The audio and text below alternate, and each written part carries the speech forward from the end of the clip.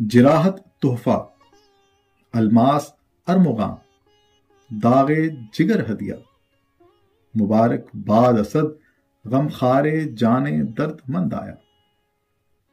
اب اس شعر کے جو مشکل الفاظ ہیں ان کے معنی دیکھتے ہیں۔ جراحت، اس سے مراد زخم، الماس ہیرا، ہیرے کو فارسی میں الماس کہتے ہیں، ارمغاں تحفہ، داغ جگر، جگر کا زخم، ہدیہ، اس سے مراد بھی تحفہ، غم خار، غم بانٹنے والا، غم کو کم کرنے والا، یہاں شعر میں اس سے مراد عشق ہے، درد مند، تکلیف زدہ، دکھی۔ پہلے مصرے میں تحفہ، ارمغاں اور ہدیہ یہ تینوں مترادف الفاظ ہیں، یعنی ان کا ایک ہی مطلب ہے تحفہ۔ جراحت یعنی زخم کو بھی تحفہ کہا گیا، داغ جگر کو بھی تحفہ کہا گیا، اور الماس یعنی ہیرے کو بھی تحفہ کہا گیا۔ حالانکہ ہیرا یا ہیرے کے صفوف کی یہ صفت ہوتی ہے کہ جب یہ زخم پر لگ جائے تو بے حد تکلیف ہوتی ہے۔ آپ نے ہیرے کے بارے میں یہ بات سن رکھی ہوگی کہ ہیرا کھانے سے انسان کی موت واقع ہو جاتی ہے۔ حالانکہ ایسا ہے نہیں، ہیرا قطعاً زہریلا نہیں ہوتا، ہیرے کو چکھنے سے یا اس کو چاٹ لینے سے جو ہے وہ موت واقع نہیں ہوتی۔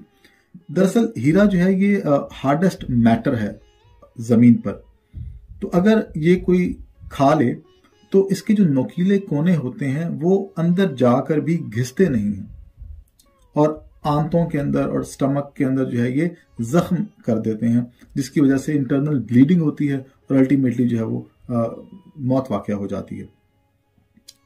تو ہیرا اس طرح سے جو ہے وہ جان لیوا ہے، لیکن اس کی تاثیر جو ہے وہ زہریلی نہیں ہے۔ خیر، بات ہو رہی تھی پہلے مصرے کی، تو پہلے مصرے میں جراحت کو، الماس کو اور داغ جگر کو، ان کو تحفہ قرار دیا، اور اس پر مرزا غالب اپنے آپ کو مبارکباد دیتے ہیں کہ مبارک ہو اے اسد ان تحائف پر۔ یہ تحائف لایا کون؟ اس کا جواب دوسرے مصرے میں ہے، غم خارے جان درد مند، یعنی تمہاری درد مند جان کا جو غمخار ہے، یعنی عشق۔ مطلب عشق اب تمہاری زندگی میں داخل ہو چکا ہے، تو عشق کے ساتھ وابستہ جو اذیتیں، جو تکالیف ہوتی ہیں، وہ بھی اب تمہاری زندگی میں داخل ہو چکی ہیں، تو مبارک ہو تمہیں ان تمام تحائف پر۔ بعض شارحین یہاں پر غمخار سے مراد دوست کے لیتے ہیں، وہ دوست جو کہ محبوب کو پیغام دینے گیا تھا اور وہ ان تحائف کے ساتھ لوٹا ہے، تو اس کے آنے پر اپنے آپ کو مبارکباد دے رہے ہیں۔ اچھا، غور کرنے والی بات یہ ہے کہ ان اذیت دینے والی چیزوں کو تحفہ یا ہدیہ وغیرہ کیوں کہا گیا، اور پھر اس پر مبارکباد کیوں؟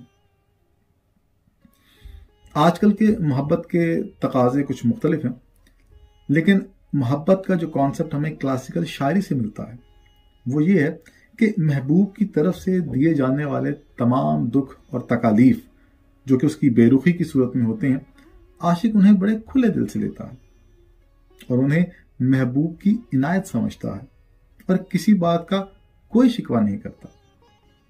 اور اصل محبت ہے بھی یہی کہ انسان جس سے محبت کرے اسے کسی قسم کا شکوہ نہ رکھے، اور پھر ستم ہو یا کرم اس کو محبوب کی ادا سمجھے۔ سو مبارکباد بھی اپنے آپ کو اسی لیے دی کہ عاشق کو محبوب کے ستم اور محبت کی سختیاں جھیلنے میں لطف آتا ہے، اور یہ پراذیت تحفے جو دراصل عاشق کے لیے لطف کا سامان ہے، اس لیے اپنے آپ کو ان تحائف پر مبارکباد دی کہ مبارک ہو اے اسد، اب تمہارا عشق جو ہے وہ پر لطف ہو گیا ہے۔ اس شعر کے مصرع ثانی یعنی دوسرے مصرے کے آخری لفظ کو دیکھیے، آیا۔ اگر اس آیا کو آپ آمد سے تبدیل کر دیں تو یہ شعر پورا فارسی کا شعر بن جائے گا۔